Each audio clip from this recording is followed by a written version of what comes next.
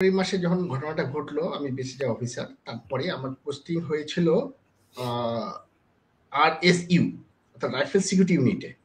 টিভিতে ইন্টারভিউ দিচ্ছে, সে বলছে শেখ হাসিনার প্রশংসা করতেছে। স্যার, আমার ওই মুহূর্তে মনে হচ্ছিল যে আমার চোখের পানিগুলো তুই ফেরত দে, যে আমি তোর জন্য চোখের পানি ফেললাম আর তুই এখানে টিভিতে যারা শেখ হাসিনার পক্ষে বক্তব্য দিচ্ছিস ধন্যবাদ দিয়ে। সেই শামসার ব্রিগেডিয়ার হয়ে এখন আমেরিকায়। 4 থেকে 5 জন ভাবির জন্য চাকরির জন্য আমি নিজে তদবির করছি। স্যার, আল্লাহ বেস্ত নসিব করুক। রাওয়ার যে সাবেক chairman sir Afsar sir, major Afsar, Khandakar Afsar sir আমার কাছে 3 বা 4 জন ভাবিকে পাঠিয়েছিলেন যে রেজা, ভাবিদের লাইফটা খুব দুর্বিষহ, ওনাদেরকে তুমি একটু চাকরি দাও। মানে আল্লাহকে হাজির নাজির করে বলছি স্যার। 2টা ভাবির কথাই আমি শুধু মেনশন করি। ওই 2 ভাবিকে প্রিয় দর্শক, 2009 সালের বিডিআর হত্যার বিচার এখনো হয়নি। কেন হয়নি? এই হত্যার পিছনে কারা জড়িত আছেন এবং এই হত্যা নিয়ে এখন আবার নতুন করে তদন্ত করা হয়েছে। এই তদন্তকে নিষেধ করছেন কারা এবং এই তদন্ত থেকে বিরত থাকার জন্য ভয়ঙ্কর রূপ ধারণ করেছেন যারা, তাদের মুখোশ উন্মোচন করতে যাচ্ছি আজকে। প্রিয় দর্শক, চলুন আমরা সাংবাদিক ইলিয়াসের একটি ভিডিও দেখি। আপনারা জানেন যে গতকালকে অনেক নাটকীয়তার পর বিডিআর হত্যাকাণ্ড নিয়ে তদন্ত কমিশন গঠনের একটা সিদ্ধান্ত নিয়েছে সরকার। সরকারকে এর জন্য অবশ্যই ধন্যবাদ জানাই আমরা। তবে সেই সাথে বাংলাদেশের বিভিন্ন ঘটনাতে আমরা দেখেছি যে তদন্ত কমিশন, তদন্ত কমিটি এসবের নামে নানান সময় বিভিন্ন ঘটনাকে ধামাচাপা দেওয়ার চেষ্টা করা হয়েছে। তো আমরা আসলে একটা বাস্তবতা বলে নেই অনুষ্ঠানের শুরুতে, সেটা হচ্ছে এই বিডিআর হত্যাকাণ্ড নিয়ে যে তদন্ত কমিশন গঠনের যে কথা বলা হচ্ছিল এবং সেটা যে কারণে হচ্ছিল না, এটার জন্য আমরা যেমন আমি ব্যক্তিগতভাবে শুধুই মাত্র, অনেকে এটা বলেছেন, অনেকে এটার জন্য শুধুই মাত্র আসিফ নজরুলকে দায়ী করেছেন। আমি যেটা সত্য কথা, সেটা আমি যদি আসিফ নজরুলের কথা বলি তাহলে এটা আমার জন্য মানে ভালো হবে, আপনারা শুনে হয়তো খুশি হবেন, কিন্তু আমি সেটা বলছি না। কারণ হচ্ছে এটার পেছনে সেনাবাহিনীর একটা বিরাট কি বলবো যে প্রভাব রয়েছে। তাদের মধ্যে অনেকেই চেষ্টা করেছেন যে এটা যেন না হয়। আমি যেই কথাটা গত সপ্তাহে বলেছিলাম, আমি চ্যালেঞ্জ করেছিলাম যে এটা নিয়ে তদন্ত কমিশন হবে না। আমার সাথে যে সূত্রের কথা হতো তারা বলছিল যে একেবারে সেনাবাহিনীর সর্বোচ্চ লেভেল থেকেই তাদেরকে ডিসকারেজ করা হতো, এমনকি রাজনৈতিক দলগুলো থেকেও বিভিন্ন জনকে দিয়ে ফোন করানো হতো। তাদের ধারণা যে এটা যদি করা হয় তাহলে আমাদের বাংলাদেশ সেনাবাহিনীর সুনাম নাকি ক্ষুণ্ণ হবে। এই অজুহাত দেখিয়ে তারা এটা করতে চায় না। যাই হোক, অবশ্যই সুনাম ক্ষুণ্ণ নয়, এইটা বাংলাদেশের অনেক বড় একটা ঘটনা এবং এটার মাধ্যমেই বাংলাদেশ সেনাবাহিনী কলঙ্ক মুক্ত হবে বলে আমি মনে করি। আমার সাথে আপনারা দেখছেন আরো একজন আমাদের রেজা ভাই চলে এসেছেন। জি, জনাব মেজর জাহিদ হাসান হাবিব ভাই আছেন। হাবিব ভাই হচ্ছে গিয়ে ওই দিনের ঘটনায় তিনি বেঁচে ফেরা একজন অফিসার। কর্নেল হাসিনুর রহমান, বীর প্রতীক। হাসিনুর ভাইকে দেখলে তো এমনিতেই চেনা যায়, নতুন করে চেনানোর কিছু নাই। আর আমাদের প্রিয় রেজা ভাই আছেন, মেজর রেজা। তো আমরা আলোচনায় চলে যাই। কাকে দিয়ে শুরু করব? আপনাদের র্যাঙ্ক দিয়ে শুরু করি, হাসিনুর ভাইয়ের কাছেই যাই আগে। তো হাসিনুর ভাই, কমিশন হলো আপনার, এটার পেছনে অনেক পরিশ্রম ছিল, আপনিও চেষ্টা করেছেন এটা নিয়ে, আপনার সাথে এর আগে অনেকবার এই বিষয়গুলো নিয়ে আলাপ হয়েছে। কি মনে করছেন? আশা, প্রাপ্তি, প্রত্যাশা, হতাশা? এখন কথা হলো ভাই, আসসালামু আলাইকুম। সবাই যারা অনুষ্ঠান দেখছেন সবাইকে আমার শুভেচ্ছা। আজকে আমরা মাঠে ছিলাম, বিডিআর সদস্যরা ছিল, আমাদের ভাবিরা ছিল। কথা ছিল একটা, কেন কমিশন হবে না? আমি তো মনে করি এটা তো আমার বা সমগ্র দেশের জনগণের চাওয়া পাওয়া। আর স্বরাষ্ট্র উপদেষ্টা ওতপ্রোতভাবে জড়িত, উনি স্ব উদ্যোগে এটা মানে আগায় আসা উচিত ছিল, বা তা উনি করেন নাই, উল্টা উনি না করে দিছে। বাট দুঃখজনক, বাট ইনশাল্লাহ এখন ওনারা করবেন। বাট এই করার মধ্যে কথা আছে। আমরা নাম প্রপোজ করতেছিলাম, এলএম ফজলু, জেনারেল ফজলু, তার নামটা থাকুক। উনি বিডিআর ডিজি ছিলেন এবং সাহসী একজন যোদ্ধা, তার নাম থাকুক। এই নাম নিয়ে গড়িমসি চলতেছে। বাট আমরা মনে করি একমাত্র এক ব্যক্তি, জেনারেল ফজলু, এখানে থাকা দরকার, মানবাধিকার কমিশনের সদস্য। থাকতে পারে অন্য যে কোনো পদবীর যে কোনো মর্যাদার লোক, বাট কথা হলো কোনো আমলা এখানে থাকবে না। আর এই 15 বছরের সুবিধা পাওয়া কোনো ব্যক্তি এই কমিশনে থাকবে না। আমি বিশ্বাস করি কমিশনও হবে এবং এই সপ্তাহের মধ্যে ইনশাল্লাহ মামলাও হবে, যাতে কেউ ছাড় না পায়। আমি ব্যক্তিগতভাবে মনে করি বাংলাদেশের ভিতরে কোনো দুর্ঘটনা বা অঘটন ঘটে যদি, এটার দায়িত্ব হলো হোম মিনিস্ট্রি। ওই সময় যে ঘটনা ঘটে এটা হোম মিনিস্ট্রির মধ্যেই নিয়ন্ত্রিত ছিল, এবং ঠিক মতো যদি কাজ করতো র্যাব গেটে ছিল, কাজ করে নাই। কেন করে নাই তা তদন্তের মধ্যে আসবে। যতটুকু জানি তারেক সিদ্দিকী কাজ করতে দেন নাই। এই জেনারেল তারেক সিদ্দিকী আসলে সব জায়গায় অতপ্রতভাবে জড়িত, অপকর্মের সাথে জড়িত। তো সবকিছু আসবে তদন্তের মধ্যে ইনশাল্লাহ। এবং যদি সেনাবাহিনী যদি হোম মন্ত্রণালয় স্বরাষ্ট্র মন্ত্রণালয় না পারে কোনো কাজ করতে, তখন তারা ডিফেন্স মিনিস্টারের কাছে আবেদন করে, হ্যাঁ আমরা পারতেছি না, হেল্প আস আউট। কিন্তু তা করার সুযোগ ছিল না। তো ডিফেন্স মিনিস্টার ছিল শেখ হাসিনাই এই অপরাধের সাথে জড়িত, অতপ্রতভাবে জড়িত। তো উনি চান নাই সমস্যার সমাধান হোক। ইনফ্যাক্ট রৌমারি আর পাদুয়া, এই দুইটা ইনসিডেন্টে বিএসএফ এর চরম বিপর্যয় ঘটে। তাদের একটা সাহসী বা মনোবল খুবই খারাপ, নিম্নমানের ছিল। তাদের দরকার ছিল আপডেট করা। শেখ হাসিনার সাথে এটা মানে আমার বিশ্বাস যে গত 2টা বছর 111-এর সাথে প্ল্যান করেই কাজটা করা হয়েছে। শেখ হাসিনা এটার সাথে অতপ্রতভাবে জড়িত। তার মন্ত্রিসভার নানক, তাপস, শেখ সেলিম, এমপি বেল্লাল, আমরা সবগুলি চক আউট করছি কাদের কাদের দেওয়া দরকার। ইনশাল্লাহ আমরা সবাই কিছু দেখতে পাবো, দৃশ্যমান হবে, এবং এটা আন্তর্জাতিক অপরাধ ট্রাইব্যুনালে বিচার হবে ইনশাল্লাহ।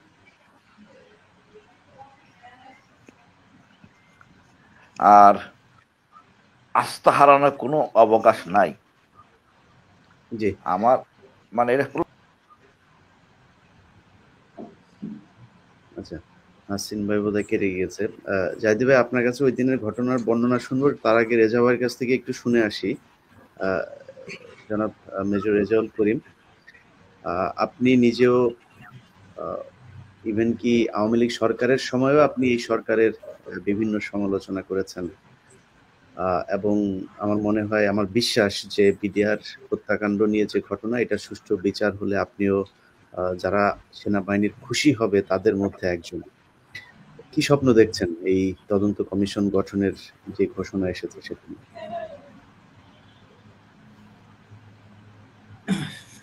সকল দর্শক সবাইকে এবং এখানে উপস্থিত যারা সবাইকে আসসালামু আলাইকুম। সর্বপ্রথম সকল প্রশংসা মহান আল্লাহ তাআলা, এবং এরপরে আমি ইলিয়াস হোসেনকে ধন্যবাদ দেব। বিশেষ করে আমি দর্শকদের উদ্দেশ্যে একটা কথা বলতে চাই যে আমি আসলে কেন ইলিয়াস হোসেনকে ভালোবাসি, মন থেকে এবং রেসপেক্ট করি। কারণ হচ্ছে দুটো কারণে। একটা হচ্ছে হলো আমাদের দেশে অনেক এখন নব্য প্রতিবাদী বের হয়েছে। আমাদের দেশে অনেকে এখন নতুন করে প্রতিবাদ করছেন, অনেকেই ধর্মের কথা বলেন, সততার কথা বলেন, অনেক কিছু। কিন্তু আমি প্রায় 12-14 বছর আরো বেশি সময় ধরে আমি ইলিয়াস হোসেনকে চিনি, যাকে আমি একটা জায়গায় সবসময় খুব মজবুত ইমানের একটা মানুষ। কাজকর্মে ভুল ত্রুটি সমালোচনা অনেক কিছু থাকতে পারো, বাট আমার কাছে একটা পরীক্ষিত ইমানের মানুষ। এই কারণে আমি ওই যে মুসলমানদের সম্পর্কটা কি ইমানি শক্তির সম্পর্ক, তো সেই ইমানের বিষয়ে আমি আসলে ওই দিক থেকে ইলিয়াসকে সবচেয়ে বেশি ভালোবাসি এটা।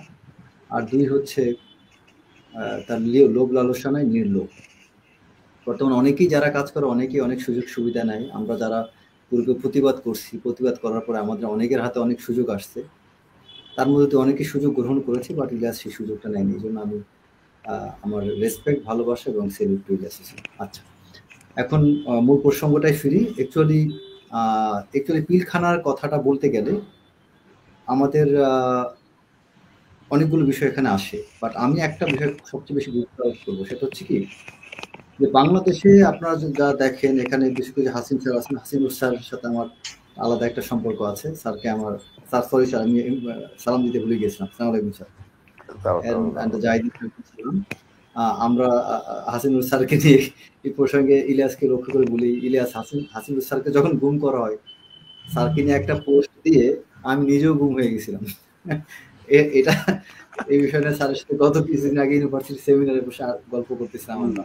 না ওই সময় ওনার জন্য অনেক, এবং কি এই যে বিএনপির অনেক যারা অনলাইনে কাজ করতো তাদের অনেককেও আটক করা হয়েছিল ওই সময়। মানে আমরা মারাত্মক রকম একটা বিভাগে পড়তাম। তো এটা নিয়ে স্যারের সাথে সেদিন অনেক কথা বলছিলাম। তো যাই হোক, আমাদের বাংলাদেশের একমাত্র হিরো যিনি দুইটা গ্যালান্ট্রি অ্যাওয়ার্ড পাওয়া, এবং স্বাধীনতার যুদ্ধের সেই গ্যালান্ট্রি অ্যাওয়ার্ড না, স্বাধীনতা যুদ্ধের বাইরে পার্বত্য চট্টগ্রামে গ্যালান্ট্রি অ্যাওয়ার্ড পাওয়া এটা চারটিখানি কথা না। তো যাই হোক, তো সেরকম একজন মানুষকে গুম করা হয়েছিল, এতে বোঝা যায় বাংলাদেশে আমাদের কোন আমল আমরা পার করেছি। তো যাই হোক, এই অ্যাকচুয়ালি আমি সবচেয়ে বেশি গুরুত্ব আরোপ করি পিলখানা ঘটনাকে এই জন্য যে পিলখানা ঘটনার সাথে যদি আমরা ওই জায়গায় ফিরে যাই, তাহলে বাংলাদেশের যত অপকর্ম আছে সমস্ত অপকর্মের সৃষ্টি, উৎপত্তি, জার্মিনেশন এই পিলখানা থেকে শুরু। বাংলাদেশটা ধ্বংস শুরু এই পিলখানার মাধ্যমে, বাংলাদেশটা বিক্রি শুরু পিলখানার মাধ্যমে। বাংলাদেশ যে অন্য কোনো রাষ্ট্রের তাবেদার হয়েছে, বিক্রি হয়েছিল, বাংলাদেশ সরকার যে একটি পুতুল সরকার ছিল, শেখ হাসিনা যে অন্যের কাছে তিনি নির্ভরশীল ছিলেন, এটা পরিষ্কারভাবে দৃশ্যমান হয়েছিল এই পিলখানা ঘটনা। এবং এই এক পিলখানা ঘটনাকে যদি আমরা সামনে রাখি, পিলখানার অপকর্মগুলোকে যদি সামনে রাখি, সত্যি কথা সমস্ত অন্যায় বাংলাদেশের বিচার হয়ে যাবে, সমস্ত অন্যায় পরিষ্কারভাবে ফুটে উঠবে। সমস্ত কিছু সূত্র এই পিলখানা একটু আমরা যদি খেয়াল করি। এবং এই পিলখানার কুশীলব যারা ছিল, এই পিলখানা হত্যাকাণ্ডের সাথে যারা জড়িত, এবং এই হত্যাকাণ্ডের সময় যারা সুবিধাভোগী, এবং এই হত্যাকাণ্ডের যারা যারা এই শেখ হাসিনাকে রক্ষা করতে চেয়েছিলেন, বা এই হত্যাকাণ্ডে জড়িত ব্যক্তিদেরকে যারা রক্ষা করতে চেয়েছিলেন, সেই ব্যক্তিগুলির পরবর্তীতে গডফাদার, মাফিয়া, বা তারাই পরবর্তীতে বাংলাদেশে খুনি, গুমের হোতায় মানে হোতার মহানায়ক হয়েছিলেন। আপনারা জাস্ট খেয়াল করে দেখবেন, পিলখানা হত্যাকাণ্ডের সময় কিছু কিছু ব্যক্তিরা, তারা কিছু কিছু অফিসার আমাদের, যখন তদন্ত প্রক্রিয়া শুরু হয়, যখন এই পিলখানা হত্যাকাণ্ড নিয়ে যখন আর্মি অফিসাররা প্রতিবাদ করা শুরু করে, এই সেনাকুঞ্জে যখন শেখ হাসিনার সাথে প্রতিবাদ হয়, যখন সেনাপ্রধান মঈনুল আহমেদের সাথে প্রতিবাদ হয়, সেই সময়ে এই আমাদের সেনাবাহিনীর কতিপয় অফিসার তারা তখন শেখ হাসিনার সাথে যোগাযোগ করা শুরু করেছিলেন এই কথা বলে যে কি কি ষড়যন্ত্র হচ্ছে। তারা জাসুস সেজে শেখ হাসিনার অতি সন্নিকটে গিয়েছিলেন। এবং এই পিলখানা ঘটনার পরে এই সুযোগটা হয়েছিল। অনেক অফিসার জীবনে যোগ্যতা তো দূরের কথা, এরা সত্যিকার অর্থে একটা পুলিশের কনস্টেবল হওয়ার যোগ্যতা নাই, এমন কিছু অফিসারও ছিল, যারা যে কোনো কারণে হোক, কোনো একটা সময় হয়তো আর্মির চাকরি যেভাবে হোক পেয়েছিল, বাট পরবর্তীতে এরা প্রমোশন পাওয়ার যোগ্য ছিল না। তারা বুঝে গিয়েছিল আমি মেজরের পরে আর কিছুই হইতে পারবো না, বা ক্যাপ্টেনের পরে কিছুই হতে পারবো না। সেই মানুষগুলো তখন চিন্তা করলো this the right time Sheikh হাসিনার দৃষ্টি আকর্ষণ করার। তখন তারা কি করলো, এই শেখ হাসিনার কাছে তারা বিভিন্ন তথ্যের নামে বিভিন্ন অফিসারকে ফাঁসানো শুরু করলো, এবং এটা পিলখানার ঘটনার মাধ্যমে। আমার এই দুটো coursemate they lost their job. তার মধ্যে একটা কোর্সমেট কোর্সের প্রথম দিকে, এবং আরেকটা কোর্সমেট সেও খুব ভালো অফিসার, দুইজনেই কিন্তু তারা ক্যাপ্টেন র্যাঙ্কে তখন চাকরি হারাইলো। কি কারণে? একটাই অপরাধ ছিল, সেনাকুঞ্জে যখন অল অফিসারকে শেখ হাসিনা এবং মঈন আহমেদ অ্যাড্রেস করছিল, তখন সেখানে তারা প্রতিবাদ করেছে। তো এই ঘটনা এবং এই কোর্সমেটদের আরো কিছু অফিসারদেরকে যাদের চাকরুচ্যুত করা হলো, তাদেরকে চাকরুচ্যুত করার পিছনে যারা এই যে বিভিন্ন তথ্যপাত্র দিয়েছিল, সরবরাহ করেছিল, এবং বাংলাদেশ সেনাবাহিনীতে বিভিন্ন যে ভুয়া মিউটিনির কথা তৈরি করা ছিল, সব নাটক ছিল, সবই নাটক। এই হাসিন স্যার নিজে ভালো করে জানেন, যেমন কামরুল স্যার থেকে শুরু করে অনেকগুলো অফিসারকে মিউটিনি নাম দেওয়া হয়েছিল। অ্যাকচুয়ালি কি এই কথাগুলো শেখ হাসিনাকে এই জন্য বলা হয়েছিল যে বাংলাদেশে একটা মিউটিনি হতে যাচ্ছে, ষড়যন্ত্র হতে যাচ্ছে। তো এই তথ্যটা যে শেখ হাসিনার কাছে দেয়, সে অটোমেটিক্যালি কিন্তু সে আপন হয়ে যায়। আমি যদি এখন এই জাহিদি স্যারকে বলি যে স্যার জানেন আপনার বিরুদ্ধে ষড়যন্ত্র হচ্ছে, তার মানে সে ভাবতে শুরু করবে রেজা আমার কত আপন জন, কত আপন, যে আমার বিরুদ্ধে ষড়যন্ত্র হচ্ছে, ওই এসে জানাইছে। এই যে এই অ্যাপ্রোচটা, এটাকে একটা টেকনিকে পরিণত করেছিল এই শেখ হাসিনার সময়, এবং এই কাজগুলো করেছিল সবচেয়ে অথর্ব অযোগ্য অফিসারগুলো, যারা জীবনে প্রমোশন পাইতো না। আমি আজকে সকালে কক্সবাজার সি বিচে আমি ওই ব্রেকফাস্ট করতে যাওয়ার পূর্বে ডাইনিং হলে কোনো একজন কর্মকর্তা লেফটেন্যান্ট জেনারেলকে দেখতে পেলাম। তিনি একটা ওই ফিমেলরা লেডিরা যে পরে না, ওইটাকে কি বলে, মেয়েরা যে ঘরে পরে, এটা কি বলে এটাকে মেক্সি না কি বলে, মেক্সি এরকম নাম আছে, সেরকম টাইপ একটা ড্রেস পরে তিনি ব্রেকফাস্ট করতে আসতেন। আমার কাছে ছবি আছে, একজন আবার ছবিতে তুলে আমাকে পাঠাইছে এবং আমি নিজে ওখানে উপস্থিত ছিলাম। মেক্সি টাইপ একটা ড্রেস পরে তিনি ব্রেকফাস্ট করতে গিয়েছেন। আর্মি তাকে লেফটেন্যান্ট জেনারেল বানিয়েছিলেন, স্টাফ কোর্স ছিল না, কিছু ছিল না। এই শেখ হাসিনার বদান্যতায় তিনি সেই পর্যন্ত গিয়েছিলেন। একটা অফিসারের পরবর্তীতে আমি কোনো একজন সেনাপ্রধানকে একটা টেক্সট পাঠাইছিলাম যে আমার জানতে ইচ্ছা করে এই লেফটেন্যান্ট জেনারেল সাহেবের টার্ম কমান্ডার, প্লাটুন কমান্ডার, তার প্রশিক্ষক কারা ছিল।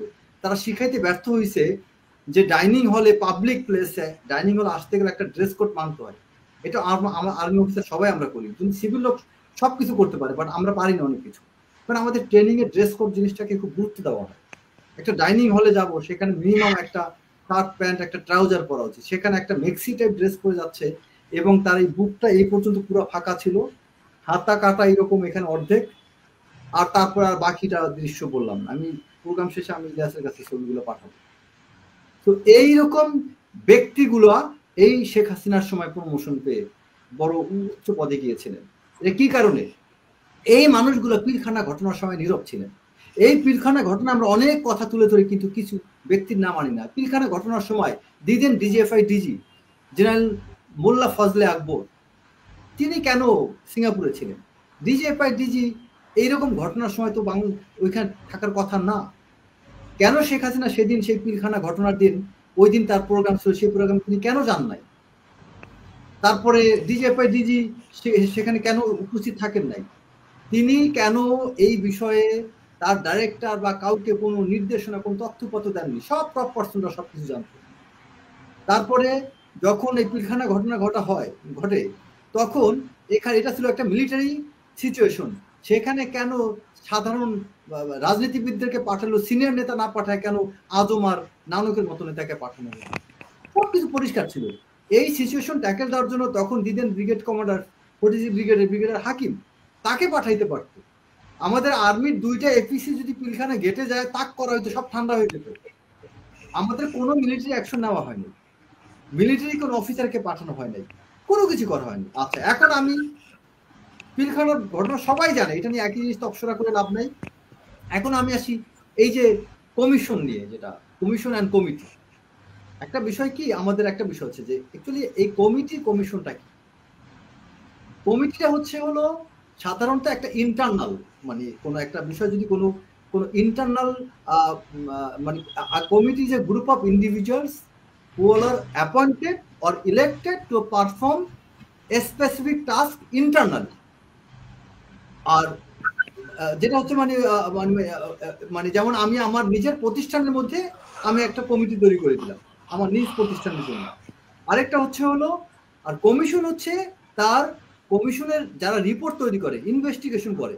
কিন্তু একটা কমিটি কিন্তু রিপোর্ট ইনভেস্টিগেশন করার কথা না, সেটা টাস্ক দিবে, এই তোমরা কমিটি এটা সম্পর্কে একটা কিছু বানায় দিয়ে দিও, এটা আমি অ্যাকশন নেই না নেই, এটা কোনো আইনি জটিলতা থাকে না। Committee mostly operates a means of internal regulation of legislators by the legislator. আর কমিশন হচ্ছে সার্ভস অ্যাজ অ্যান এক্সটার্নাল, কি বলা যায়, রিভিউ প্রসেস। যারা একটা রিপোর্ট তৈরি করে, ইনভেস্টিগেশন করে এবং ইনভেস্টিগেট করে, তারা স্টাডি করে এবং পার্টিকুলার কোনো ইস্যু নিয়ে কোনো একটা মানে এবং তারা অ্যাপয়েন্টেড হয় by the government or can be the organisation. এবং সেই কমিশন যে রিপোর্টটা বানায়, সেই কমিশনের রিপোর্টের কিন্তু একটা দায়বদ্ধতা থাকে যে এটা নিয়ে আমাকে একটা অ্যাকশন যেতে হবে। একটা কমিটির ক্ষেত্রে এটা হয় না, কমিশনের ক্ষেত্রে কিন্তু সেটা হয়। তারা যে কমিটি করছে, কেন কমিটি করবে? এটা তো কোনো কমিশন। আচ্ছা, তারপরে একটা কথা হচ্ছে যে কমিটি করছে, এটা একটা সিচুয়েশনের আলোকে কেন করবে? এই যে লোকজন প্রতিবাদ করলো, সবাই যে আন্দোলন করলো, সোশ্যাল মিডিয়াতে অনেক প্রতিবাদ করালে তারপর একটা তারা সান্ত্বনা সূচকে একটা কমিটি বানায়, এটা তেমন হওয়ার কথা না। এই জিনিসগুলোই তো আমাদের সন্দেহের উদ্রেক করে যে এই যে বিষয়গুলো হচ্ছে, এবং আমরা অলরেডি জানি যে আমাদের একটা বিষয় খেয়াল রাখা উচিত, আজকে শেখ হাসিনা তথা আওয়ামী লীগ ধ্বংস বা এই তলানিতে আসার কারণটা কি? কোন একটা নির্দিষ্ট দেশের প্রতি শেখ হাসিনার অতি মাত্রায় চাটুকারিতা, নির্ভরশীলতা, তার কাছে দেশকে বিক্রি করে দেওয়া। আজকে এই শিক্ষা থেকে আমাদের বোঝা উচিত বাংলাদেশ সেই আগের জায়গায় নেই। বাংলাদেশের মানুষ অনেক সচেতন। এখন আপনি ওই যে রাগ ঢাক করার কিছু নাই। এখন প্রকাশ্যেই বাংলাদেশের সমস্ত জাতি জনগণ সবাই বলছে যে ভারতের সাথে আমাদের শত্রুতা না করি, কিন্তু ভারত আমাদেরকে একটা মানে স্টেটের মতো করে চালাবে, তাদের কোনো প্রাদেশিক কোনো একটা স্টেটের মতো করে চালাবে তা না, সেটা করার সুযোগ নেই। বরং এই মুহূর্তে জনপ্রিয়তা অর্জন করতে গেলে তোমাকে ভারতের বিরুদ্ধে যেতে হবে। এখন তুমি বাংলাদেশে কি করতেছো, এই সরকারটা কি করতেছে, তারা ভারতের সাথে ব্যালেন্স করার চেষ্টা করতেছে। ভারতের সাথে ব্যালেন্স না করে আমাদের ব্যালেন্স অফ পাওয়ার পলিসিতে অ্যাপ্লাই করা উচিত। কিরকম? আমরা যখন বাংলাদেশ আমরা প্যারালালি চায়নার সাথে সম্পর্ক মজবুত করব, আমরা তখন ভারত আমাদেরকে তোয়াক্কা করবে। আমরা যখন প্যারালালি ইউএসএ, ইউকে, মায়ানমার, প্রতিবেশী পাকিস্তান সবার সাথে সুসম্পর্ক করব, ভারত আমাদেরকে তখন মূল্যায়ন করবে। একই সাথে আমরা যখন ভারতের সাথে সম্পর্ক রাখবো, তখন চায়না আবার আমাদেরকে মূল্যায়ন করবে, তখন পাকিস্তান আমাদেরকে মূল্যায়ন করবে। আমাদের দরকার নেই কোনো রাষ্ট্রের দাবিদারি করা, পাকিস্তানেরও দাবিদারি করা দরকার নাই, চায়নারও না, ভারতেরও। এই যে triangular relationship, China, Bharat, Pakistan, Bangladesh, এই রিলেশনশিপের মধ্যে আমাদের কিন্তু আমাদের জিও পলিটিক্যাল প্লাস জিওগ্রাফিক্যাল যে লোকেশন, এই লোকেশন অনুযায়ী বাংলাদেশ পারে সবচেয়ে বেশি পাওয়ারফুল রোল পালন করতে।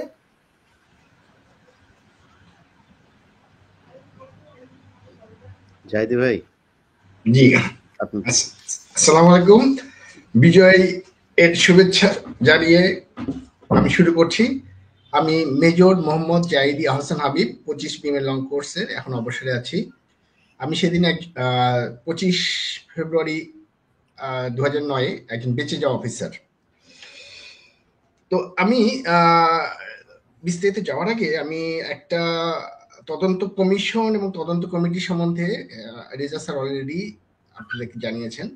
তো আমি কিন্তু এই তদন্ত কমিটি যখন হলো, আগে ছিল তদন্ত কমিশন হওয়ার কথা, পরে আসলে হচ্ছে তদন্ত কমিটি হবে। তো তদন্ত কমিশন হোক, তদন্ত কমিটি হোক, আমি কিন্তু কোনো তাতে আমি খুশি হইনি। কেন খুশি হইনি? আমি চেয়েছিলাম এটা আন্তর্জাতিক আদালতে যাক। কেন চেয়েছিলাম আমি একটু বলি।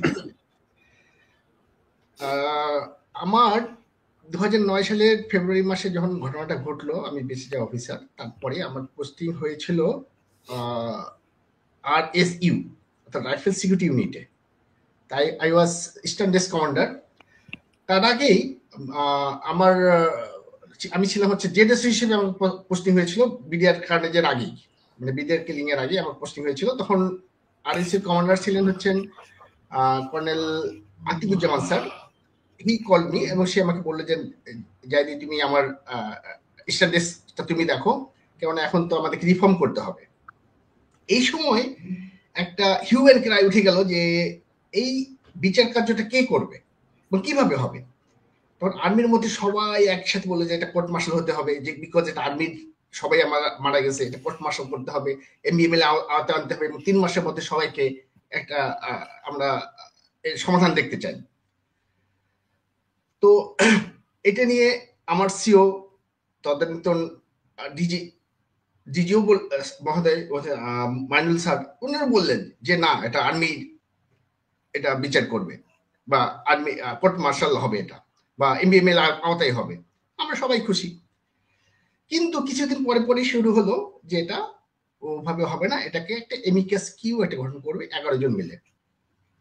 11 জনের একটা বিচারক সবাই একসাথে বসবেন, তারাই নির্ধারণ করবেন কিভাবে এটা সমাধান হবে, কোন প্রক্রিয়া হবে। এদের বিডিআরের যে বিচার, এই বিচারের মাধ্যমে হবে না বিচার, অথবা আর্মির মানে MBML এর মাধ্যমে হবে, না সাধারণ অন্য কোনো নতুন কোনো উপায় হবে, না ওই ফৌজদারি আদালতে হবে। এটা নিয়ে তখন হিউজ একটা সবার মধ্যে একটা কানাঘুষা শুরু হয়ে গেল। তো ওই 11 জন এমিকাস কিউয়ের সব বিচারপতিরা বসলেন। তো আমি আমার স্ট্যান্ডার্ড কমান্ডার হিসেবে আমাকে মাঝে মাঝে ওই এমিকাস কিউয়ে ওখানে যেতে হতো, ওদের কি ডিসিশন হচ্ছে, কি কতদূর আগাচ্ছে না আগাচ্ছে, ওগুলো আমি নোট করে নিয়ে এসে পরের দিন আমি মর্নিং ব্রিফে আমি ব্রিফ করতাম। আমাদের বিডিআর যে মর্নিং ব্রিফটা হয় সেখানে, ওখানে জেনারেল মাইনুল স্যার থাকতেন এবং অন্যান্য অফিসাররা সবাই থাকতেন।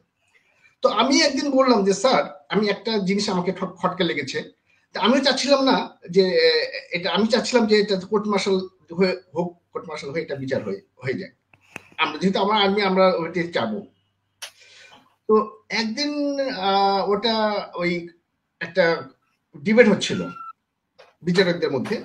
ডিবেটটা হচ্ছে এএমসি কোডের অফিসাররা এরা সিভিলিয়ান, তারা বলতেছে, একজন বলতেছে সিভিলিয়ান, একজন বলতেছে না এটা সিভিলিয়ান না, এটা আর্মি।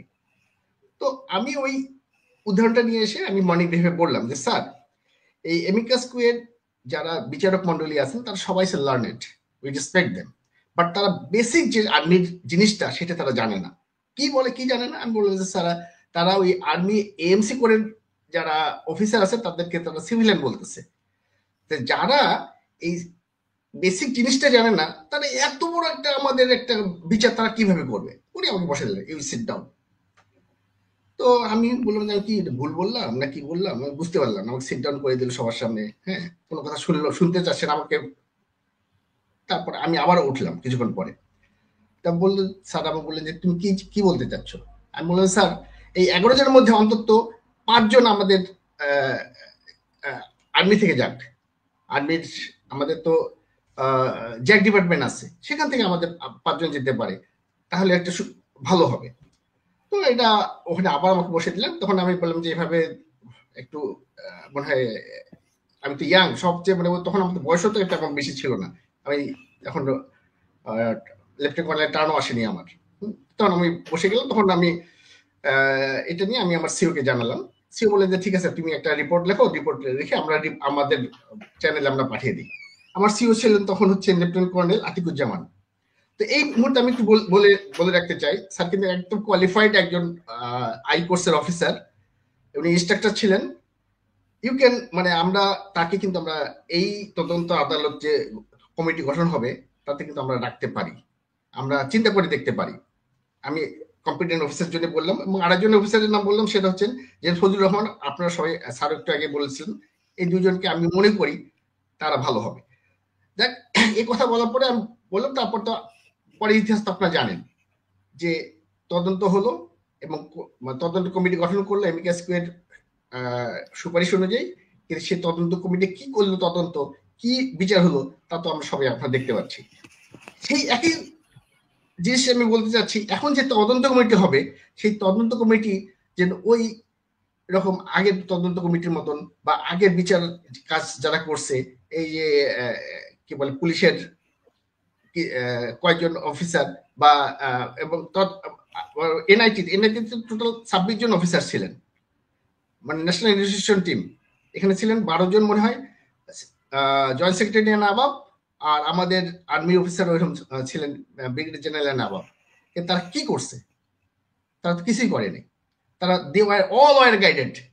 এই গাইডেড নিয়ে আমি অলরেডি আমি চাইছিলাম যে এটা যাতে আন্তর্জাতিক, সেই 2011 সাল থেকে আমি বিভিন্ন জায়গায় ঘুরছি, আমি অনেক জায়গায় গিয়েছি, যে বলছি যে স্যার এটা এই বিচার কাজটা ঠিক মতো হচ্ছে না। সঞ্চালক ভাই, আপনি তো জানেন, হ্যাঁ, যে আমি দু একটা বলছি, আমি কোথায় কোথায় গিয়েছিলাম বলছি, কিন্তু আমার বলাতে কোনো কাজ হয়নি। কিন্তু ওই বলা তো একটা সমস্যা, যদি আমার কেউ যদি টের পেয়ে যেত তাহলে তো আমার ওই গলা কাটিয়ে দিত, স্যারের মতো আজও হয়তো আমি গুম হয়ে থাকতাম। তো এটা তো যাওয়ার ওখানে তো, মানে আমি, আমার একটা সুবিধা ছিল কি, আমি আরসিও থাকা অবস্থায় আমি ওই মনিটরিং যে সেলটা ছিল, সেই মনিটরিংটা আমি ওই আতিকুজ্জামান স্যারের 9 নং কোর্সের ওনার নির্দেশে, ওনার আইডিয়াতেই আমি কোথা থেকে গ্রামীণ ফোন, তারপর তখন ছিল এয়ারটেলের কি ছিল, বিভিন্ন কোম্পানি থেকে আমি ওই ডিভাইসগুলো নিয়ে আসছিলাম। নিয়ে এসে আমাদের আরইসিতে একটা সেল তৈরি করেছিলাম। সেই সেলের মাধ্যমে আমরা ওই কে ফোন করতো না করতো, কোথায় কল লিস্ট করলে, ওই জিনিসটা সম্বন্ধে আমার নলেজ, আমি ওটার হেড ছিলাম, সেই হিসেবে আমার নলেজ ছিল। এই কারণে আমি করতাম কি, ওটাকে ফাঁক দিয়ে কিভাবে ফোন করা যায়, এই টেকনিকটা আমার জানা ছিল। এই টেকনিকটা জানার কারণেই আমার অনেক জায়গায় আমি বিভিন্ন জায়গায় আমি ফোন করতাম, ফোন করে আমি আবার যে মোবাইল থেকে ফোন করতাম সেটা আমি ডিস্ট্রয় করে ফেলতাম। তো এইভাবে আমি অনেক জায়গায় ফোন করে আমি চেষ্টা করছি ভাই, আমি কিন্তু ওইভাবে পারিনি। তো আজকে যেমন আমি আপনার অনুষ্ঠানের মাধ্যমে আমি জানতে চাচ্ছি, এই তদন্ত কমিশনের কাজ হবে না ভাই। আমরা বাঙালি, আমাদের কিনে দিতে পারবে, আমাদেরকে প্রেশার করে আমাদেরকে উল্টাপাল্টা ইয়ে করতে পারবে। হ্যাঁ, তো আমাদেরকে দরকার হচ্ছে এই আন্তর্জাতিক আদালতে যাওয়া। আপনারা হবে, তদন্ত কমিটি অবশ্যই হবে, তদন্ত কমিটি থেকে তদন্ত কমিশনে যাব, আমরা কমিশনের থেকে আমরা আন্তর্জাতিক আদালতে যাব। এই আমাদের আন্তর্জাতিক আদালতে গেলে হয়তো অনেকের ফাঁসি হবে না, না হোক, বিচারটা যাতে হোক, বিচার হোক। আমরা ফাঁসি চাই না, আমরা বিচার চাই, বিচার যাতে ঠিক বিচারটা হয়। কর্নেল হাসিনুর জি, আপনি শুরুতে যেভাবে বলছিলেন হাসিনুর ভাই যে এটা নিয়ে আপনি কাদের চান, কাদেরকে চান না, নিশ্চয়ই আপনার ভেতরে একটা সন্দেহ আছে। আরেকটা বিষয় হচ্ছে যে আপনি গুম কমিশনের সাথেও আছেন, মানে ওইখানে আপনাদের যেই সরকারের যে সহায়তা থাকা দরকার, অর্থনৈতিক সহায়তা, একটা কমিশন গঠন করলে তার অবশ্যই তাকে আর্থিক যে সহায়তা সেটা দিতে হয়। অর্থ ছাড়া তো আসলে কোথাওই করা যায় না। যেমন কালকে স্বরাষ্ট্র উপদেষ্টাও যেটা বলেছেন, সাংবাদিকরা তাকে প্রশ্ন করছিলেন যে আইন মন্ত্রণালয় থেকে কোনো ধরনের করার আপনাদের প্রয়োজন আছে কিনা। তারা বলেছে যে আমাদের যদি প্রয়োজন হয় আমরা আইন মন্ত্রণালয়ের সাথে কথা বলবো। প্রতিটা জায়গাতেই তো আসলে অর্থের দরকার আছে, সেক্ষেত্রে অর্থনৈতিক সহায়তাটা, সাপোর্টটা কি আপনাদেরকে দেওয়া হয় কিনা, মানে আমি গুম কমিশনের ক্ষেত্রে বলছি আর কি। না, আমি গুম কমিশনে প্রথম দিকে অনেক সমস্যা ছিল, কোথায় বসবে, কি চেয়ার টেবিল, কম্পিউটার থেকে শুরু করে কত কিছু দরকার, আসা যাওয়ার জন্য গাড়ি, নিরাপত্তার জন্য পুলিশ, অনেক কিছু দরকার। এটা সময় নিয়েছে, বাট তার অল্প সময়ের মধ্যে আমি বলবো কাঙ্ক্ষিত মাত্রায় পৌঁছতে পারছে। এইখানে যে সমস্যা, একই সমস্যা, বাট এটা তো 4 মাস থাকার কথা না, তো সবার দাবি, স্বরাষ্ট্র উপদেষ্টার দাবি, আইন উপদেষ্টার দাবি, সাধারণ জনগণ সবার দাবি, এটা বিচারটা যাই হোক, মূল ঘটনা আমরা জানতে চাচ্ছি, কি হয়েছিল ঘটনা। আজকে মিসেস তানভীর ভাবি বলছেন 3জন বিডিআর ড্রেসে তার রুমে গিয়েছিল, তা হিন্দিতে কথা বলতেছিল। এখন দেখেন ভারত আসবে এখানে, ভারতকে খুশি করার জন্য করা হয়েছে। আমি আরো অনেক তথ্য জানি, ইনশাল্লাহ সব বলবো, বাট আমার ওই যে স্যার এখানে একটু ইন্টারাপ্ট করি স্যার, শুধু তা না, এই যে নাসিরউদ্দিন পিন্টু ভাই, তাকে যে হত্যা করা হলো, এটা খুব দুর্ভাগ্যজনক স্যার। আমি পুরান ঢাকায় যে কোনো মাধ্যমে নাসিরউদ্দিন পিন্টু ভাই এই গ্রুপটার সাথে খুব কানেক্টেড ছিলাম স্যার। তার কাছে হাতে নাতে প্রুফ ছিল স্যার, ইন্ডিয়ান যে ব্যক্তিরা যখন পালিয়ে গিয়ে যাচ্ছিল। আমি বলি, জেলে আমি যখন ছিলাম তখন বিদেশ, আমার তো নিজের গোফরান মল্লিক আমারই সুবেদার মেজর ছিল, আমারই আদর ছিল, যে বিডিআর সেন্টারের যে নুরুল ইসলাম আমার সুবেদার ছিল, সে মারা গেছে, একজন মৃত্যুদণ্ডের জন্য অপেক্ষা করতেছে। এরা সব কথাই আমাদের বলতে চাইছে, অনেক কিছু বলছেও আমাদেরকে। আমি তখন গাইড করছি, আমাকে বললো না, আমি তো বিএনপি করি না, পিন্টু ভাইরে বলো। পিন্টু ভাই সব জেনে যান, আরো চাক্ষুষ সাক্ষী পিন্টু ভাই। জেলের মধ্যে তো আমি কর্নার মেজর নাই, এখানে সবাই আমরা বলি। এই সহজ সরল উৎসাহে সকল কিছু স্বতঃস্ফূর্তভাবে পিন্টুর বলে, এবং পিন্টু এই জন্যই মূলত মারা যায়। সত্য কথা, পিন্টুকে এই জন্যই মেরে ফেলা হয়, এটাই ছিল মূল কারণ স্যার, এটাই মূল কারণ ছিল। এবার ওরা মানে এটা সকল তথ্য ওরা দিছে পিন্টু ভাইকে, কি হয়েছে না হয়েছে। ইভেন এই যে সেলিম রেজা, স্যার দেখেন আমাদের তো মারার কথা ছিল না, জিম্মি করার কথা ছিল, আমি নিজের 2টা গুলি, আমি আহত, দেখলাম, চেক করলাম, ডকুমেন্ট আছে তার কাছে, সত্য। বিকজ যারা মারার প্ল্যান করছে তারা একটা ভিন্ন গ্রুপ, সেটা যাই হোক, তদন্তে আসবে। আমার কথা হলো আমরা মূল জিনিসটা জানতে চাই। এই যে শেখ হাসিনা এতজন খুনিদের সাথে কথা বললেন, কি কারণে, কি কথা বললেন আমি তো জানি না, কেন ওখানে সেনাপ্রধান থাকবেন না? এই ধরনের কর্মকাণ্ড, তারপরে একের পর এক, মানে এই বিডিআর মেসাকারের মধ্যে পরিষ্কার করে ক্লিয়ার করছে, এই একটা বিডিআর এর মাধ্যমেই এই হাসিনা দৈত্য হয়, স্বৈর শাসক হয়, এই বিডিআর এর মাধ্যমে।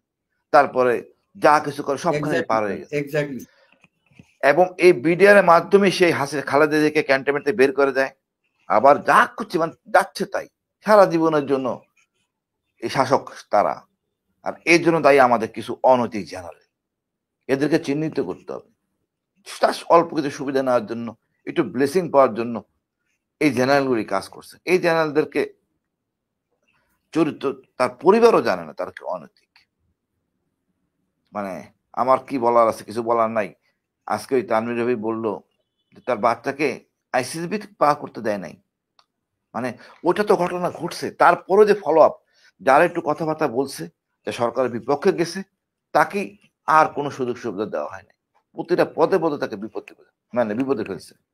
তা আমি মনে করি এরপরে দেখেন সেনাবাহিনী অফিসার মেজর জাহিদ আরেকটা বিষয় আপনাকে স্যার এখানে ইনপুট দিই স্যার।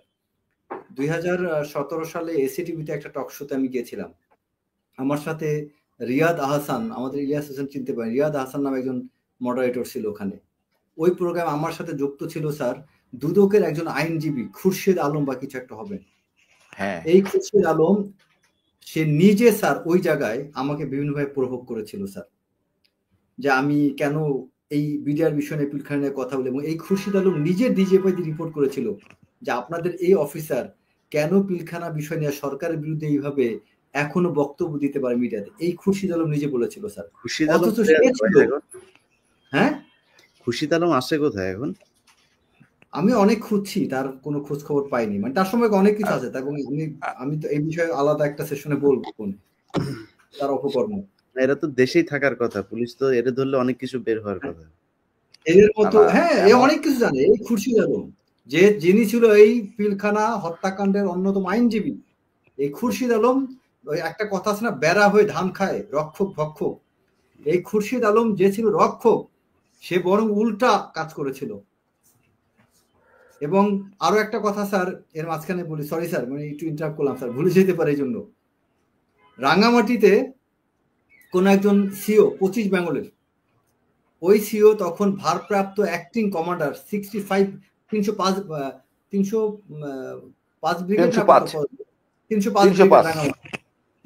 ব্রিগেডের ব্রিগেড কমান্ডার ছিল, অ্যাক্টিং ব্রিগেড কমান্ডার। তখন ওই ব্রিগেড কমান্ডারের কাছে ওখানে ওই সময় দিদেন র্যাবের এডিজি, তিনি গিয়েছিলেন রাঙামাটিতে। রাঙামাটি যে ওখানে ভিআইপি রুমে উঠেছিলেন, ভিআইপি রুমে উঠে তিনি ওইখানে বসে ওই রাঙামাটিতে কিছু বিজিবির সৈনিক পালাতক ছিল যারা ওই যে ইয়ের সাথে জড়িত, তিনি তাদেরকে নাম সংগ্রহ লিস্ট নিয়ে তাদেরকে সরাসরি মানে কিলিং করার জন্য গিয়েছিলেন। তার কারণ কি ছিল? তার কাছে তাকে টার্গেট দেওয়া হয়েছিল যে এই ব্যক্তিগুলো তার অনেক কিছু জানতো এই ষড়যন্ত্রের, তো তাদেরকে মেরে ফেলে। এবং ওই সময় এই যে আজকে যে স্যার কিছুক্ষণ আগে ওই যে জাহিদি স্যার মাইনুল স্যারের নাম নিল স্যার, লেফটেন্যান্ট জেনারেল মইনুল, যিনি সেনাপ্রধান, সেই দিন কয়েকদিন আগে দেখলাম একটা প্রোগ্রামে হাজির, এবং জিল্লুর ভাই ওই যে কি প্রোগ্রাম যেন, বে অফ বেঙ্গল কনভারসেশন, সেখানে আমিও ছিলাম গেস্ট হিসাবে সোনারগাঁও হোটেলে। সেখানে দেখলাম যে লেফটেন্যান্ট জেনারেল মইনুল হাজির। আমি অবাক হয়ে গেছি, তার মতো মানুষ এখনো কিভাবে বিভিন্ন জায়গায় যায়। এই মইনুল যদি সত্যিকার অর্থে বিজেপির জন্য কাজই করে থাকতেন, তাহলে উনি লেফটেন্যান্ট জেনারেল হলেন কি করে স্যার? কি জাহিদি স্যার আমি ভুল বললাম? মইনুল সাহেব যদি কাজই করে থাকেন, ব্রিগেডিয়ার থেকে উনি লেফটেন্যান্ট জেনারেল হলো কি করে? তার মানে মইনুল হচ্ছে সবচেয়ে বড় আসামি, তাকে ধরা উচিত। কিন্তু সে মইনুল আরো বরং এখন সে নিজেকে ভিকটিম হিসেবে নিজেকে এক্সপোজ করছেন। তিনি সেনাপ্রধান।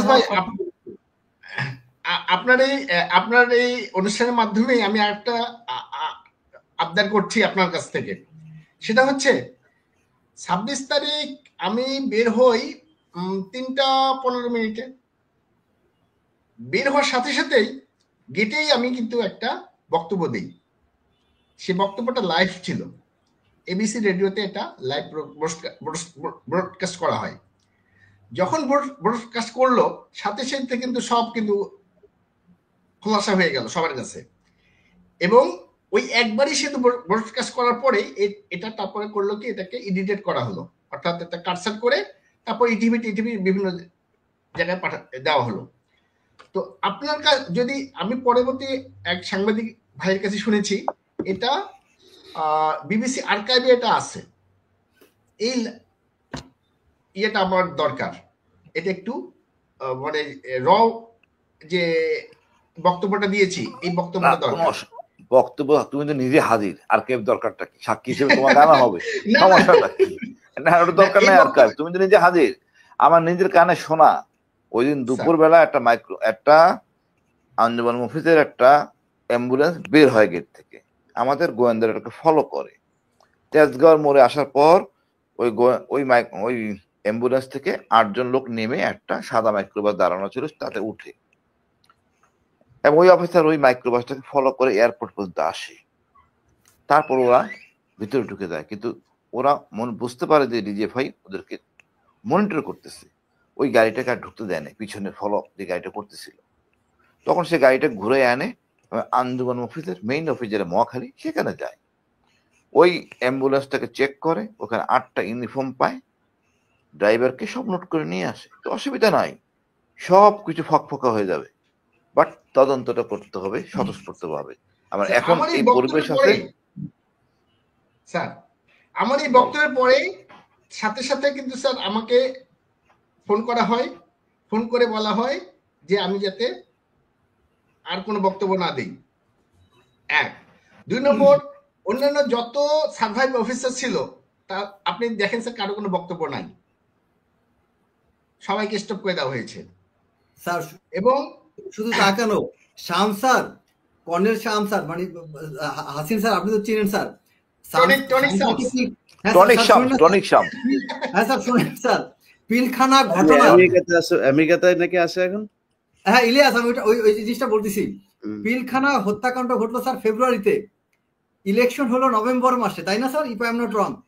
ঠিক ওই সময় হরিণা ক্যাম্পে জোন কমান্ডার ছিল লেফটেন্যান্ট কর্নেল শাম স্যার। আমি হরিণা জোন ভিজিটে গিয়েছিলাম স্যার। একই ক্যাম্পে স্যারের সাথে কয়েকটা রাত, মানে 4 থেকে 5-6টা রাত আমি একসাথে ওখানে কাটাইছি। অনেক আড্ডা, অনেক গল্প ছিল। তখন অনেক দেশপ্রেমের কথা এই শাম স্যার বলতো স্যার। হঠাৎ করে পিলখানা ঘটনা যেদিন ঘটলো, আমি তো স্যার রীতিমতো কান্নাকাটি শুরু করে দিয়েছিলাম যে শাম স্যার কোথায় আছে, কি অবস্থা। শাম স্যার, মনির স্যার, আরো কয়েকটা অফিসার ছিল। তো আলহামদুলিল্লাহ হরিণা এবং বরকল জোনে শুধু সব কজনই জীবিত ছিল স্যার। মনির স্যার, আরেকটা ছিল স্যার ইমরান স্যার, তারা জীবিত ফেরত আসছিল। মনির স্যার হচ্ছে 35 লং করছে স্যার, জাহিদি স্যার চিনতে পারেন। মানে I randomly cried for them. অদ্ভুত বিষয় হচ্ছে, এই শাম স্যার দেখি যখন টিভিতে ইন্টারভিউ দিচ্ছে, সে বলছে শেখ হাসিনার প্রশংসা করতেছে স্যার। আমার ওই মুহূর্তে মনে হচ্ছিল যে আমার চোখের পানিগুলো তুই ফেরত দে, যে আমি তোর জন্য চোখের পানি ফেললাম আর তুই এখানে টিভিতে দ্বারা শেখ হাসিনার পক্ষে বক্তব্য দিচ্ছিস, ধন্যবাদ দিয়ে। সেই শাম স্যার ব্রিগেডিয়ার হয়ে এখন আমেরিকায়, এবং একটা জাহিদি স্যার এবং আরো 1-2 জন বাদে একজনও কোনো বক্তব্য দিল না। এবং তা না শুধু স্যার, আমাদের ভাবিদেরকে তো চাপ দেওয়া হয়েছিল স্যার। ভাবিদের সাথে যে অন্যায় হয়েছে এখনো তো বাংলাদেশের মানুষ জানে না। এটা হয়তো তাদের সম্মানের খাতিরে আমরা এখন অনেক কিছু গোপন রাখছি, বাট সেদিন ভাবিদের সাথে যে ঘটনা হচ্ছে আমার নিজের কানে শোনা স্যার। কারণ 4 থেকে 5 জন ভাবির জন্য চাকরির জন্য আমি নিজে তদবির করছি স্যার। আল্লাহ বেস্ত নসিব করুক, রাওয়ার যে সাবেক chairman sir Afsar sir, major Afsar, Khandakar Afsar sir আমার কাছে 3 বা 4 জন ভাবিকে পাঠিয়েছিলেন যে রেজা, ভাবিদের লাইফটা খুব দুর্বিষহ, ওনাদেরকে তুমি একটু চাকরি দাও। মানে আল্লাহকে হাজির নাজির করে বলছি স্যার। 2টা ভাবির কথাই আমি শুধু মেনশন করি। ওই 2 ভাবিকে সেনাবাহিনীতে কয়েকজন সিনিয়র অফিসার, ব্রিগেডিয়ার, তাদেরকে ডিস্টার্ব করছিল স্যার চাকরির নামে। বিভিন্ন সময় ফোন টোন করতো স্যার, আজে বাজেই করতো। তখন সেই ভাবি 2টাকে আফসার স্যার খুব ভরসা নিয়ে আমার কাছে পাঠাইছিল স্যার। আমি পরে তাদের চাকরির জন্য আমি স্যার এরপর আমি চেষ্টা করি, এবং আমি তাদেরকে কথা দিয়েছিলাম যে ভাবি আপনাদের জব আমার সাথে একবারে শুধু কথা বলবেন, once your job is final, এছাড়া আপনার সাথে আমার সাথে কন্ট্যাক্ট করারই দরকার নেই। তো এইরকম তখন ভাবিরা অনেক কথা আমাকে বলছিল যে তাদের সাথে কি কি ঘটনা ঘটছিল স্যার, যা বাংলাদেশের জনগণ এখনো জানে না স্যার। ইভেন আমরা আর্মি অফিসারও জানি না। একটু কথা বলি, এই সম্পূর্ণ ভাবিদেরকে নিয়ন্ত্রণ করতো তারেক সিদ্দিকীর মিসেস। ওইটাই বলতে আসছিলাম স্যার, সেই কথাই বলতে আসছিলাম। তারেক সিদ্দিকী শুধু করাপ্টেড না, তার মিসেস এটা আরেকটা জাতজাল মহিলা ছিল, বজ্জাত। তার বাসায় ভাবিদেরকে ডেকে স্যার রীতিমতো ধমক দেওয়া হতো, এবং তারেক সিদ্দিকীর মিসেস গালাগালি করতো, আতঙ্কে ভয় ফেলাইতো এই মহিলা। আমি স্যার জাহিদি স্যারকে জাহিদি স্যার একটা কথা বললেন না স্যার, যে আন্তর্জাতিক আদালতে স্যার, মানে আমি ইউএন এর কয়েকটা ক্যাপাসিটিতে চাকরির সুবাদে প্লাস আমি আন্তর্জাতিক এই আদালত এই বিষয় এটা নিয়ে আমি কয়েকটা জায়গায় কাজ করার সুযোগ হয়েছে স্যার আমি, এবং আমি খুব ক্লোজলি এই মানে আইসিসির অ্যাক্টিভিটিসটা আমি জানি স্যার, যেহেতু আমি আবার নিজেও আইআর এর ছাত্র। আইসিসিতে মামলা করে বড়জোর আপনি কি করতে পারবেন স্যার? বড়জোর হবে কি, আপনি স্যাংশন করাইতে পারবেন। কিন্তু আমরা কি স্যার এইটাই কি চাই? আমরা আন্তর্জাতিক আদালত না, আমরা নিজেরাই আমরা ওই কথা কেন যাব স্যার? ওয়াই আন্তর্জাতিক ইন্টারন্যাশনাল ক্রিমিনাল কোর্ট? কেন আন্তর্জাতিক আদালত স্যার? আমরা শেখ হাসিনার সময় যদি টিকা থাকতে পারি, আমরা এখন এই বিচার আদায় করতে পারবো না, এই চিন্তা করাই ভুল। বিচার এখানে করে ছাড়বো আমরা। মানে এই যে একটা কথা বলি, যদি না, ওয়াই যদি না, এখন আমরা কিসে যদি না কথা বলবো স্যার? এখন তো যদি না কথা বলার সময় না। আচ্ছা, তুমি যে চেতনা ধারণ করো, আমাদের উপদেষ্টা কি সেই চেতনা ধারণ করে? তা তো করে না। তাহলে কমিশন করতে তো এত সময় লাগার কথা না। আমার স্বরাষ্ট্র উপদেষ্টা কি সেই চেতনা ধারণ করে? ধারণ করে না স্যার। উপদেষ্টাকে বানাইছে কারা? এই উপদেষ্টাদেরকে, প্রধান উপদেষ্টাকে কারা বানাইছে? উপদেষ্টাকে কারা বানাইছে? সেই সাধারণ মানুষই আবার টেনে নামাবে। সিম্পল। আজকে স্যার আপনাকে আরেকটা কথা বলি, আপনি ছাত্রদের আন্দোলন, ছাত্র অবশ্যই হিরো, অবশ্যই ছাত্ররা হিরো। আমাদের সোশ্যাল মিডিয়াতে আমরা যারা কথা বলছি আমরা অনেকে হিরো, কিন্তু ইমপ্লিমেন্টেশন স্যার সর্বপ্রথম পদক্ষেপটা এই রিটায়ার্ড অফিসাররা দিয়েছিল স্যার, আপনি নিজে জানেন। আমরা প্রথম রাওয়ায় যদি ওই প্রতিবাদটা না করি, সেনাপ্রধান কিন্তু ইয়াং অফিসারদের সাথে অ্যাড্রেস করতেন না। আর সেনাপ্রধান যদি ইয়াং অফিসারদের অ্যাড্রেস না করতেন, এই পাশার গুটি চেঞ্জ হইতো না স্যার। আমি 4 তারিখ 5 তারিখ 2 দিনই ক্যান্টনমেন্টে ছিলাম। আমি ক্লোজলি অনেক কিছু দেখছি স্যার, আমি ক্লোজলি অনেক কিছু জানি স্যার। ওই দিন জাস্ট একটুখানি যদি ডিসিশনগত, একটু যদি মানে তথ্যগত ডিসিশনগত কিছু বিষয় না ঘটতো, বিশ্বাস করেন স্যার কিছু হইতো না সেদিন। সেদিন সকালবেলা সকাল 12টা পর্যন্ত বাংলাদেশের জনগণ, ঢাকা সিটি, বিভিন্ন জায়গায় মানুষ কনফার্ম ছিল না something is going to happen. এখন অনেকে অনেক প্রেডিক্ট করে, আমরা জানতাম, হেন তেন, বুলশিট স্যার। আমি বলি 5 তারিখ সকালে মিরপুর ডিএসএতে বাইরে হইতে আমার 1.5 ঘন্টা সময় লাগছে। কোন বুয়া বাইরে থেকে ঢুকতে পারেনি ক্যান্টনমেন্টে, আমাদের ডিউটিতে ভিতরে বাইরে হবো কেমনে? এটা হলো বাস্তবতা। সেনাপ্রধানের ওই একটা অপশন ছাড়া আর কোনো অপশন ছিল না। তারপর তাকে ধন্যবাদ দিই যে তুমি এটা কাজ করছো। যাও, এখন আমরা পানিতে আমরা সবাই নামছি।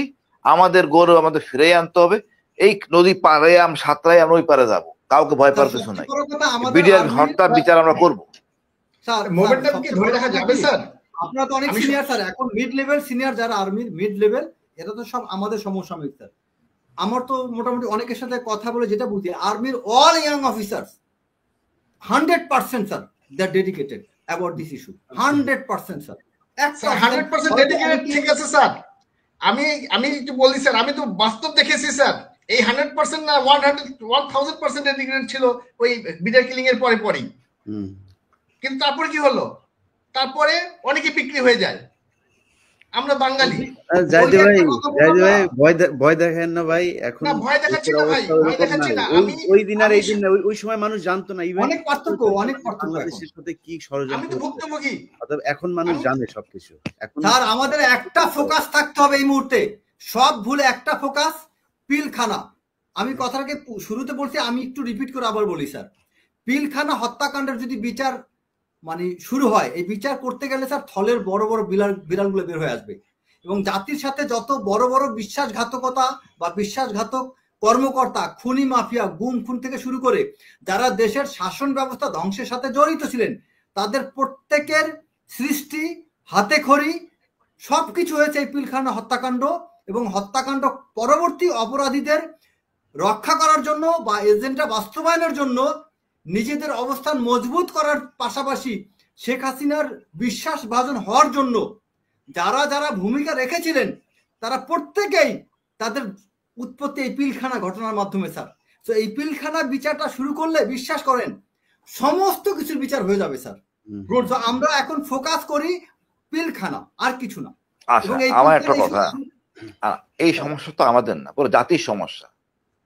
এখন কথা হলো স্বরাষ্ট্র উপদেষ্টা, উনিকে ওই সময়ের সেনাবাহিনী, 2টা তদন্ত কমিশন হয়, জাতীয় তদন্ত কমিশন আর একটা হয় সেনাবাহিনী তদন্ত কমিশন।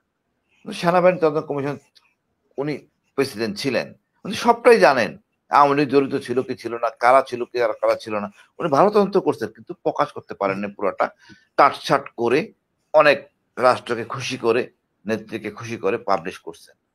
উনি তো বিপদে পড়বেন। আমি তো মনে করি ওই কারণে উনি হ্যাঁ, গড়িমসি exactly, করতেছেন, তাই না? sir. একইভাবে Exactly, প্রধান একদম ওই right বলছেন। জাতীয় কমিশন কেন কাজ করে নাই তাদেরকে ধরতে হবে দায়িত্বহীনতা, মানে আরে দায় দায়িত্ব এড়াই যাওয়ার জন্য।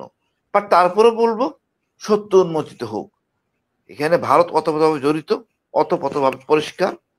আমাদের এখানে বেরিয়ে আসতে হবে, আমরা নিজের যা আছে তাই নিয়ে থাকবো। এখানে তবে ভারত একটা থেকে কথা কিন্তু স্যার ভারত ভালো বলছেন স্যার, যে সশস্ত্র বাহিনীর এখানে কর্মকর্তা অধিক থাকবেন এই তদন্ত এসে, বাট এখানে কমিটি শব্দটা বাদ দিয়ে এখানে কমিশন করতে হবে স্যার, কারণ না না, বাংলাদেশ কমিশন জনগণ- কমিশন নো কমিটি হ্যাঁ, নো, এই legislature সম্পর্কে এটা তো জানে না অ্যাবসলিউটলি স্যার। কমিশন। Exactly, একটাই sir, দাবি, no? কমিশন আর এলএম ফদ্দু থাকবে, কোনো Right, আমলা sir. থাকবে না, এই হলো কথা। না, sir, আর আমরা কি আন্তর্জাতিক করবো ট্রাইব্যুনালে আমরা অতি দ্রুত 2-3 দিন ম্যাক্সিমাম, অথবা রোববার সোমবার, তাও যাওয়ার কথা না। ইস্যু ছিল স্যার, মিলিটারি অফিসারদের হত্যা করা হয়েছে, এখানে এটা সশস্ত্র বাহিনী কর্মকর্তারা থাকবে, কোন আমলা থাকবে না, কিসের পুলিশ থাকবে, কিসের আমলা থাকবে, কিসের রাজনীতিবিদ থাকবে, নো। আমি বুঝি না, এই আরো অনেক, ইলিয়াস ভাই, এই যে আমাদের গুম করা হইতো, জমটুপি পরা হইতো, হ্যান্ডসাপ লাগা, চোখ বাঁধতো, এটা কি সংবিধান মোতাবেক ছিল? তা তো ছিল না। এখন বিচার করতেছি সংবিধান মোতাবেক। সুতরাং যা যেই অপকর্ম যেইভাবে হয়েছে তার বিচার সেইভাবে হওয়া উচিত, নাইলে এই দেশ ঠিক হবে না। এখন তো রাষ্ট্রীয় সুবিধায় জিয়াউল হাসান আইসা বলে 2 হাত উঠাই দেয়, তার তো এটা হওয়ার কথা নাই। আমাদের তো ডান্ডা বেরি পরাই আনা হইতো, হুজুরদের ডান্ডা বেরি পরাই আনা হইতো, সাধারণ রাজনীতিবিদ জানাজার নামাজে ডান্ডা বেরি। কয়দিন আগে সে ঝগড়া করছে, তাকে তার রুমে এসি দেওয়া হয় না কেন? আপনি বলছেন 2 হাত, তার রুমে ফ্যান শব্দ হয়, এটা নিয়ে সে কমপ্লেইন করছে স্যার। জিয়াউল হাসান কমপ্লেইন করছে। বিষয় হচ্ছে কি, এটা যেহেতু নামটা যেহেতু আন্তর্জাতিক অপরাধ ট্রাইব্যুনাল, সো ইন্টারন্যাশনাল কিছু রুলস রেগুলেশনস এগুলো তারা ফলো করছে আর কি, যেহেতু তো করুক, এটা আমার সমস্যা না। আমি মনে করি যে বিচারটা যদি সুষ্ঠু হয়, এটাই আমাদের জন্য অনেক বড় প্রাপ্তি। আমি যেটা বলতে চাই সেটা হচ্ছে যে আপনারা অনেক আলোচনা করলেন, তো অনেকের কথা বললেন। হাসিনুর ভাই একটা কথা বলেছেন যে আপনার মন্ত্রী মিনিস্টার তাদেরকে ঠিক হইতে হবে। আমি মনে করি কোনো জায়গায় ঠিক হইতে হবে না। আমার দেখা হাসিনুর ভাই, আপনারা যখন ইয়েতে ছিলেন, পাহাড়ে যখন ছিলেন, আপনাকে তো কোনো মন্ত্রী শিখাই দেন, আপনি যে দুর্দান্ত সব করতেন, আপনাকে মন্ত্রী শেখায়। সেনাবাহিনী একটা দেশের একদম বডিগার্ড। এটার এই সেফগার্ড যদি নাকি কখনো ভেঙে যায়, তাহলে সেই দেশের স্বাধীনতা কখনোই থাকে না। অথবা আমি মনে করি আপনাদের ক্যান্টনমেন্ট থেকেই সেটা আসতে হবে। এখনো পর্যন্ত ওই যে মেজর জেনারেল রিয়াজ, এরা এখনো পর্যন্ত তাদের পদে আছে। আমি মনে করি দ্রুত ভাইয়া যান, অথবা তাদেরকে খুব দ্রুত ধরতে হবে। এদের আর একদিনও সময় দেওয়া যাবে না। আমরা যে কারণে স্বাধীনতা হবার পরেও দেশে যাইনি, যে বাংলাদেশের এই পরিস্থিতিগুলো আসতে পারে, এই পরিস্থিতিগুলো শেষ করব ইনশাল্লাহ। শেষ হওয়ার পরে অবশ্যই দেশে ফিরে আসব। আর সেনাবাহিনীর এই আমার সাথে আজকে যাদেরকে দেখছেন, এই ধরনের অফিসাররা যে দেশে আছে, তাদেরকে আমি মনে করি আরো যারা গুমের শিকার হয়েছিল তাদেরকে এই কমিশনে আনা উচিত। ওনারা বলছেন আমলা টামলা না, আমলা টামলা কোনো কিছু না, আমলা টামলা তো আসবেই না। যারা গুমের শিকার ছিল তাদেরকে আনতে হবে, কারণ তারা বুঝে কষ্টটা কোথায়। যাদের কোনো কষ্টই হয় না, যাদের 15 বছর কোনো সমস্যা ভোগ করতে হয় নাই, তারা কেন এখানে এসে বিচার করতে আসবে? কারণ তারা তো ইলিয়াস ভাই করবে। এখনো আজমি স্যার, আমি হাসিন, এখনো আমাদের বরখাস্ত মাফ হয় নাই, 4 মাস হয়ে গেছে। তো বুঝেন অবস্থাটা কতটা। তারা 2 বছর আরো বাড়তে থাকার জন্য সেই ধান্দা ফিকির সব শুরু করে দিয়েছে। যাই হোক, আহসান হাবিব ভাই, আপনি কথা সবচেয়ে কম বলেছেন, আপনাকে একটু দিয়ে শেষ করতে চাই। বলেন, কি বলবেন? আমি এই 25 তারিখের ঘটনাটাই বলি। সেদিন কিন্তু র্যাব সবার আগে এসেছিল। তো র্যাব এসে পারমিশন হওয়ার দরকার ছিল? পারমিশন হওয়ার দরকার ছিল না। তারা জানতেছে ভিতরে গোলাগুলি হচ্ছে, ভিতরে মানুষ মেরে ফেলতেছে, হ্যাঁ, যাকে সুতরাং হে হতে পারে আর্মি অফিসার, হতে পারে সিভিলিয়ান। স্যার ওই দিন র্যাব কিন্তু গুলি করতে চেয়েছিল, র্যাব পারমিশন না স্যার, পারমিশন চাইনি, র্যাবকে বাধা দেওয়া হয়েছিল। র্যাব হেডকোয়ার্টার থেকে এডিজি ডাইরেক্টলি ফোন করে তাদেরকে নির্দেশ দিয়েছিল। আমি এটা নিয়ে কথা বলেছিলাম, এটা নিয়ে ক্লিয়ার একটা আমার কাছে স্টেটমেন্ট আছে। এটা অ্যাকচুয়ালি র্যাবের ফিল্ড অফিসারের এক ফোঁটা দোষ নাই, বরং হি ইজ এ হিরো। তারা ওইখানে নামার জন্য 21টা না 22টা কল দিছে, স্যার প্লিজ বাধা দিয়েন না। তাদেরকে র্যাব হেডকোয়ার্টার থেকে নির্দেশ দেওয়া হয়েছিল। ইভেন আইজিপি নূর মোহাম্মদ স্যার, সে নিজে আমার কাছে স্বীকারোক্তি দিয়েছে যে তিনি জানতেন না, তিনি খবর পেয়েছেন র্যাবের কাছ থেকে। র্যাব থেকে আইজিপি নূর মোহাম্মদকে জানানো হয়েছিল যে পিলখানা এই ঘটনা ঘটছে, পুলিশও আগে জানতো না। তো র্যাব ওয়াজ ভেরি প্রোঅ্যাক্টিভ।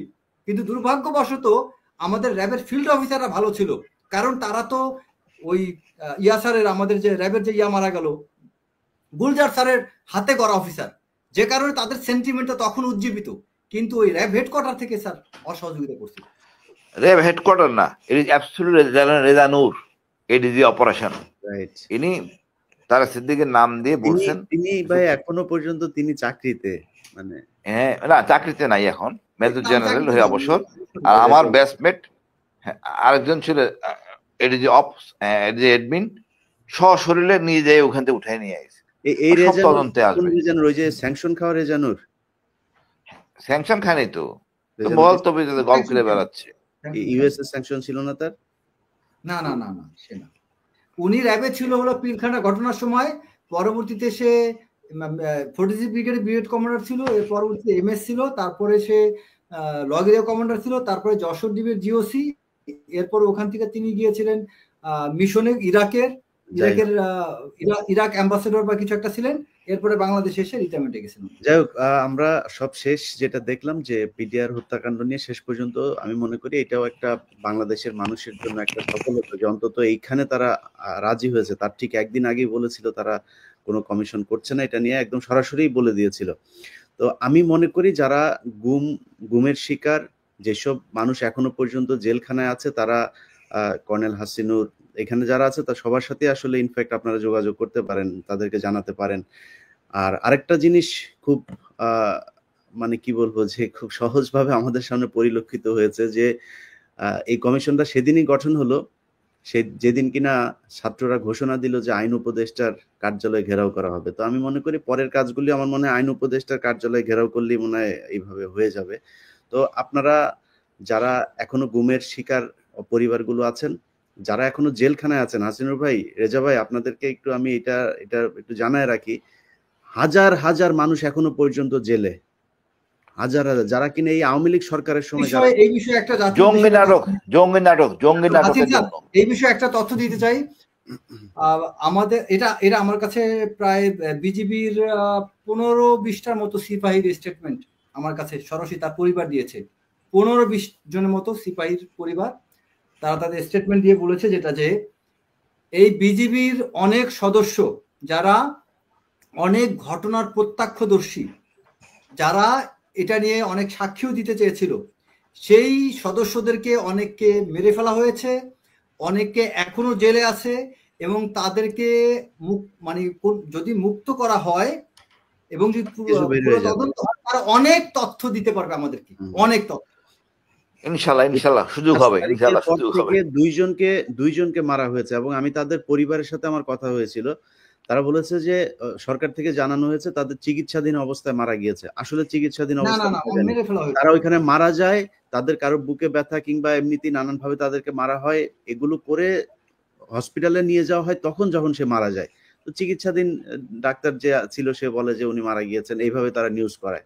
তো আমরা আর কোনো হত্যাকাণ্ড দেখতে চাই না। পিন্টু ভাইয়ের যে বিষয়টা বলেন, পিন্টু ভাইয়ের এটা মোটামুটি সবাই জানে। আমার মনে হয় তার পরিবার এবং তার আত্মীয় স্বজন যারা আছে তাদেরকে এখন সাক্ষী হিসাবে নেওয়া যাইতে পারে।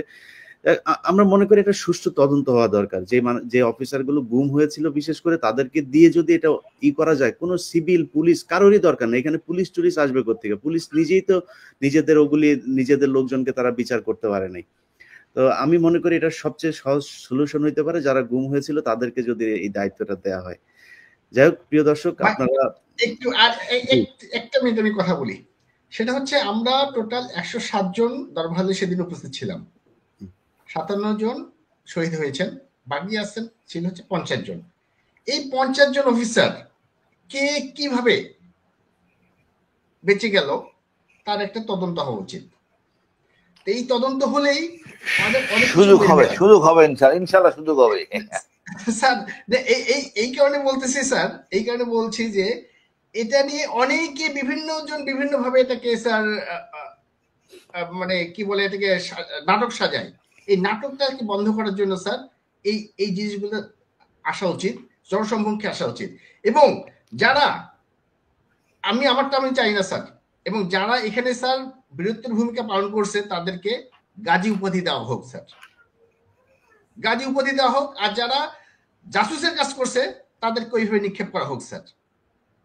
কেননা দর্শক দেখছিলেন আমাদের ভিডিওটি এবং বুঝতে পেরেছেন এই বিডিআর হত্যাতে কারা জড়িত ছিলেন এবং এখনও কেন তারা ছোঁয়া ধরার বাহিরে রয়েছেন, এবং এই যে আওয়ামী লীগ এই গেমটি আসলে মূলত কেন খেলেছিলেন, এবং এখন যে নতুন করে তদন্ত করা হচ্ছে এই তদন্ততে কেন বাধা দিচ্ছে, কারা বাধা দিচ্ছে, আসলেও তারা কিসের জন্য বাধা দিচ্ছে এটি কিন্তু আমাদের সামনে এখন স্পষ্ট হয়ে গিয়েছে।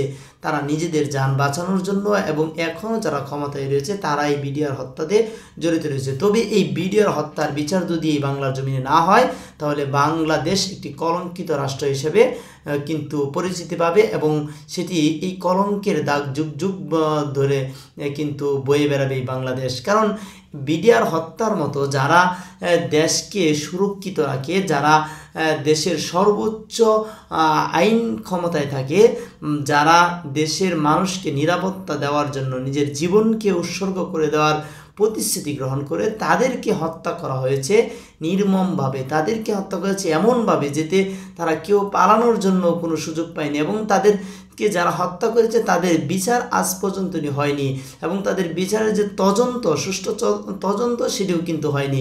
অতএব প্রিয় দর্শক, এদেশের মধ্যে যদি এই বিডিআর হত্যার বিচার হয় তাহলে হয়তো আমরা শাপলা চক্করের বিচার পাবো, হয়তো আমরা এই ছাত্র জনতার হত্যার বিচার পেতে পারি, এটা আশাবাদী। আর যদি বিডিআর হত্যার বিচার পিছিয়ে যায় তাহলে বাংলার জমিনে এই আরও বড় বড় বিডিআর হত্যার মতো কাণ্ড ঘটলেও আমরা বিচারের আশা করতে পারি না।